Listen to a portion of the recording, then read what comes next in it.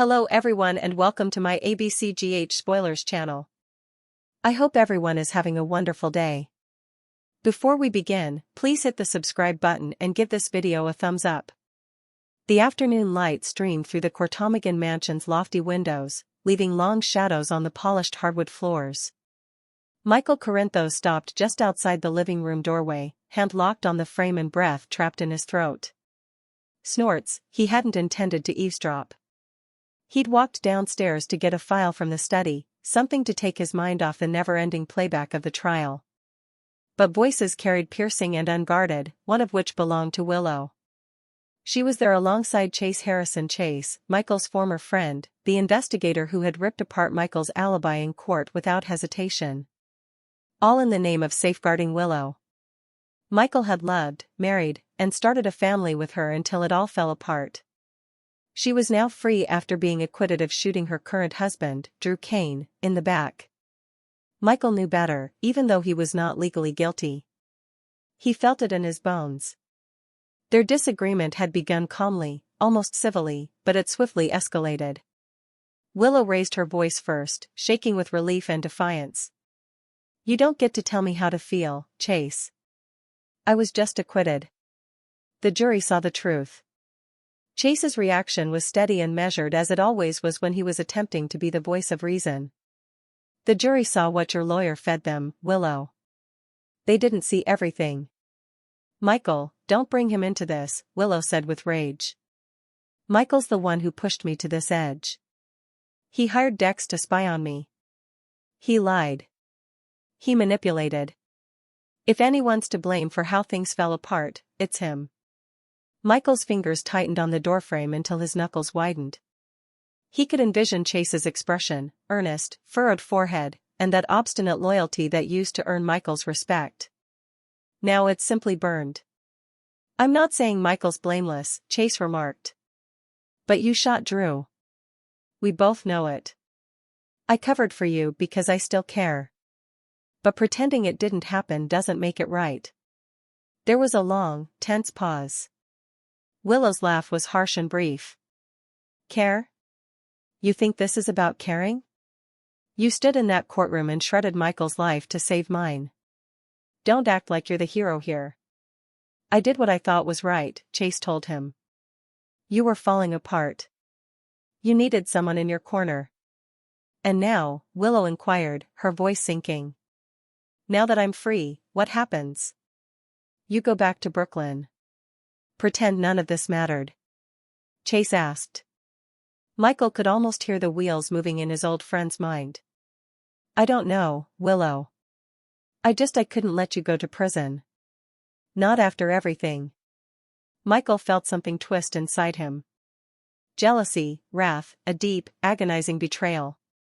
Willow had moved on to Drew, but now she was still pulling strings with Chase, and Chase, the devoted Chase, had chosen her over the truth and their friendship.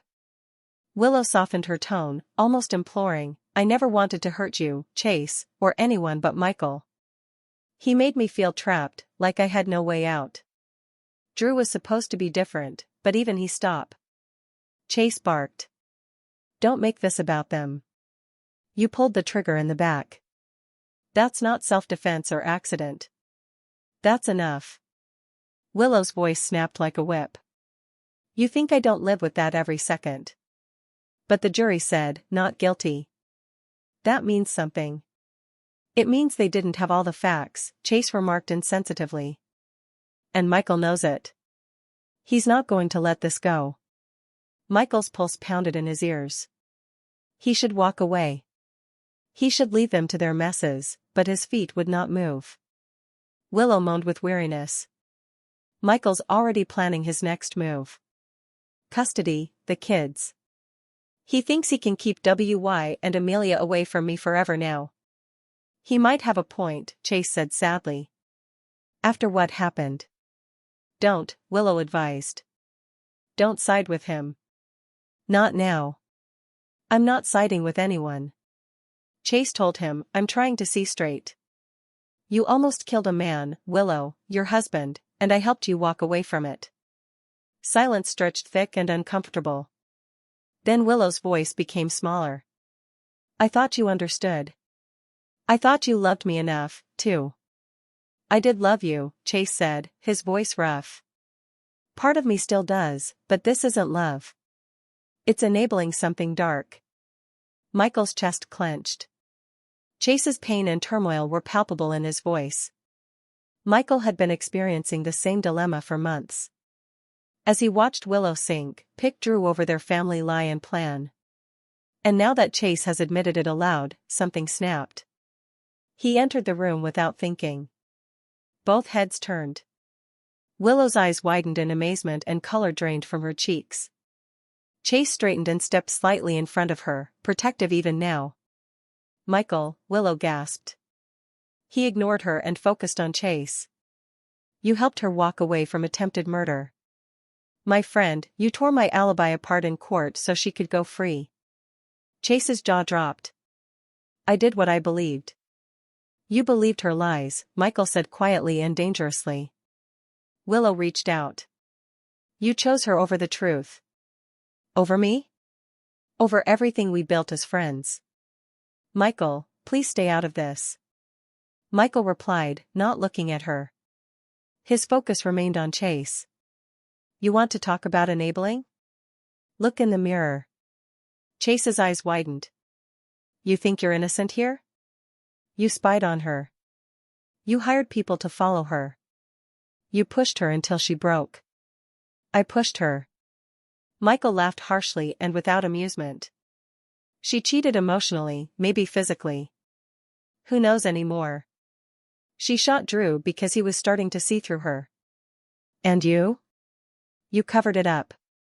Chase made the first move. I didn't cover anything. I pointed out holes in the case. That's my job. Your job? Said Michael. Right. Detective Chase always by the book, except when it comes to Willow.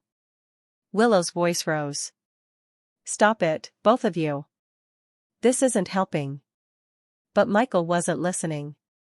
The rage that had been simmering since the trial result erupted. You know what the worst part is? I trusted you. I thought we were brothers, and you threw it away for her. Chase's expression soured. I didn't throw anything away. I tried to save someone I cared about. You would have done the same if it was your wife. She was my wife, Michael countered. Until she wasn't, until she chose someone else, and you helped her destroy what was left. The room felt smaller and the air was heavier. Chase tightened his fists at his sides. You want to blame me, F? But you're not blameless, Michael. You played your own games. Michael came closer, his voice falling to a snarl. Games. I was trying to protect my family. You were trying to protect a shooter. Chase's grip loosened.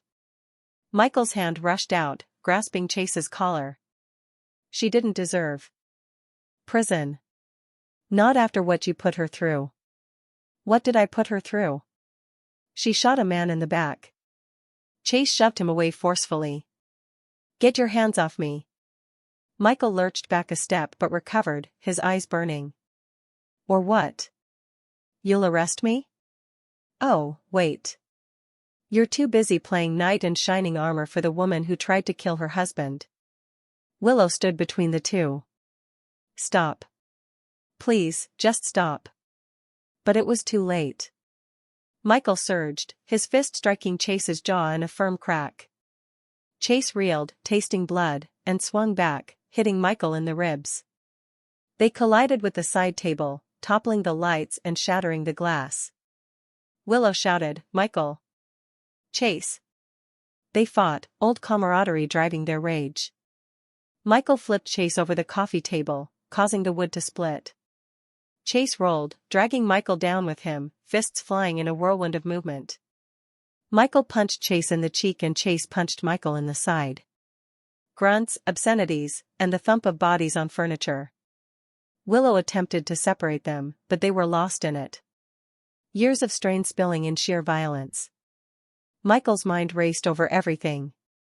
Willow's affair with Drew, the falsehoods, the trial, and Chase's evidence, which made him look like the monster. Chase remembered Willow's weeping, her desperation, and how he had convinced himself that aiding her was right. Finally, Michael pinned Chase to the wall, forearm across his throat.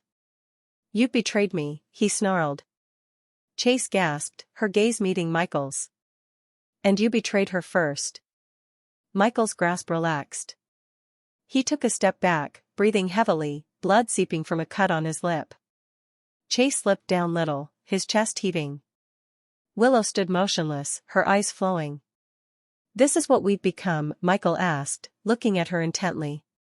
The lady he had once admired was now a stranger capable of causing so much harm. "This is what you made us," he stated calmly. Chase wiped the blood from his mouth. "We all made this mess." Michael looked away. His shoulders fell. The conflict left him exhausted and with a hollow pain. He walked out without saying anything else, leaving Willow and Chase to face the destruction of the room and their lives. Outside, the sun was setting over Port Charles, leaving the sky in bruised purples and oranges. Michael leaned against the mansion's stone wall and stared at nothing. The debate he had overheard echoed in his memory, each syllable a new pain. Chase's admission of lingering feelings for Willow. Willow refused to accept responsibility for her actions. It all came back to the same conclusion. Nothing would ever be the same. Willow slumped to the floor among the broken glass, sobbing gently. Chase knelt alongside her, apprehensive and not touching. "Willow, don't," she whispered. "Just don't." He sat back and gazed at the devastation. The bond with Michael was ruined. His moral compass was questioned. Willow is free but not absolved. The mansion fell into an eerie silence, but the sounds of loud voices and flying fists persisted. Secrets were never kept hidden for long in Port Charles, and consequences always resurfaced. Michael knew it wasn't over. Definitely not. The ruling had set Willow free, but it had also bound everyone else to new fights. Days would pass, accusations would fly. Sonny would jump in, protective as always, and promise to keep Michael out of trouble. Drew would recover, possibly seeing Willow clearly or not. The children, W.Y. and Amelia, would experience the repercussions, innocent victims in adult warfare. But for now, in the dim light, Michael walked away from the house that had once felt like home. He had no idea where he was heading, but he knew he couldn't remain. The overheard fight was the final crack in an already collapsing foundation, and from that crack, everything will finally leak. Michael Corinthos never meant to overhear anything. That was the irony of the situation. He wasn't snooping, lurking, or attempting to catch Willow in a lie. He'd come to the Courtemain gatehouse with a simple goal in mind, to send off Wya's rucksack, which Willow had left behind in her rush earlier that morning. The zipper was remained half open, with one small sneaker dangling out as if it were attempting to escape. Michael smiled slightly at the sight, the old ache in his chest setting in, as it always did when his children were there. But the sounds halted him before he could reach the door. People raised their voices. Familiar Willow and Chase. Michael paused, one hand locked on the backpack strap. His body reflexively remaining still as it always did when anything seemed wrong. The gatehouse windows were partly open, allowing in the breeze, and unfortunately every word. "I cannot keep doing this, Chase." Willow's voice cracked, raw, and tense, unlike the calm, measured tone she typically used when speaking to him or the children. "You don't understand what you're asking of me." "I understand perfectly," said Chase. Michael's heart skipped. "What I don't understand is why you keep defending him." "Do you think this is about defending Michael?" Willow snapped. "It's about survival. This is about my children. Is it okay to lie to me?" Chase demanded to look me in the eyes and pretend everything is normal while being emotionally attached to your ex-husband. Michael's breath stopped. His heartbeat rang in his ears. Emotionally bonded.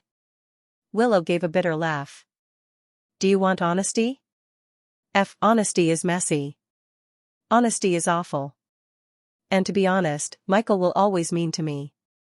Not because I want him back, but because he is the father of my children, and everything that is going on right now began with him. Chase's voice became colder. No, Willow. It began when you decided not to tell me the truth. Michael felt the ground shake beneath his feet. What truth? I was trying to protect you, Willow. Explained, her voice lower, but no less strained.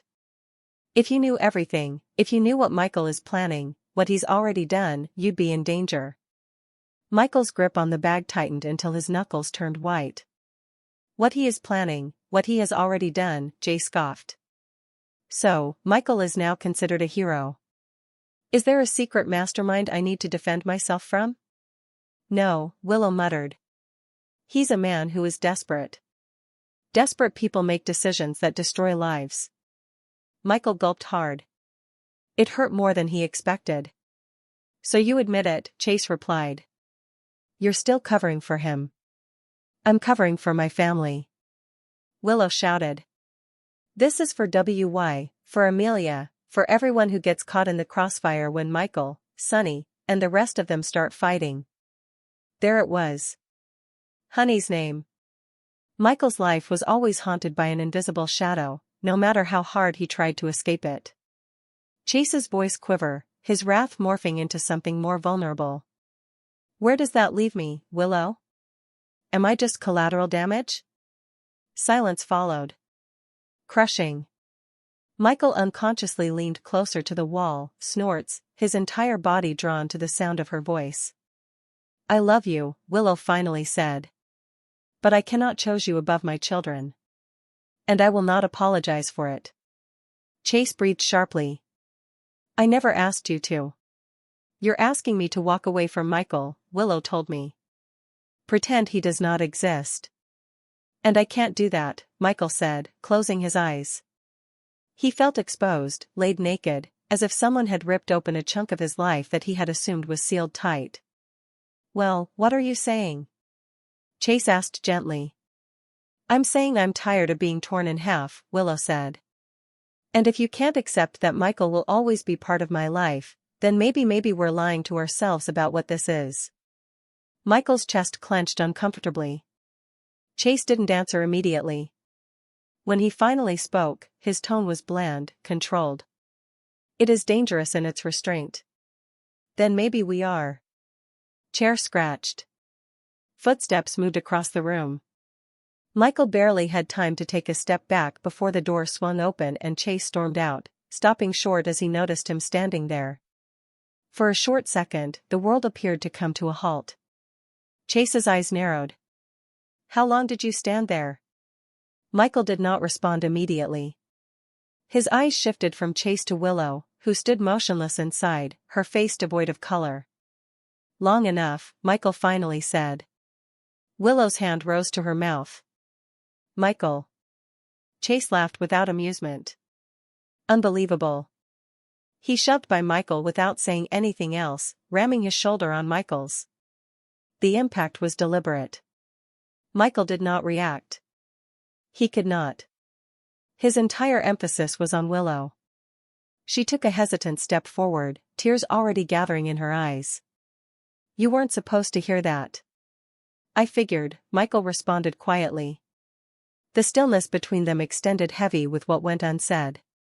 Do you believe I am wrecking lives? Michael inquired, his voice firm despite the rage brewing within him. Willow shook her head rapidly. No, I believe you're attempting to protect your children in a world that constantly threatens to take them away. Then why does it sound like you're terrified of me? He asked. Her lips twitched. Because I know what this world does to people who love you. Michael listened quietly. He had no defense. Not really. I never meant to put you in the middle, he told me. And I never asked you to lie for me. I chose to, Willow explained. Because the truth would only make things worse, Michael asked. Willow hesitated, and her delay revealed everything. For Chase, she replied gently. And for you? Michael nodded slowly. So, what happens now? She wiped her eyes. Now I'm not sure. Michael looked down at the backpack still in his fingers. He held it out for her. You forgot this, he explained. Willow accepted it, her fingers brushing against his. The contact lingered a little too long. I should go, Michael said. Michael, she replied swiftly. Whatever you heard, I heard enough, he replied calmly. And I will not use it against you. Or against Chase. Her gaze scanned his hunting for fissures. Finding none seemed to make it worse. Thank you, she muttered. Michael turned and walked away before she could say anything else. But as he drove away, one thought persisted in his thoughts.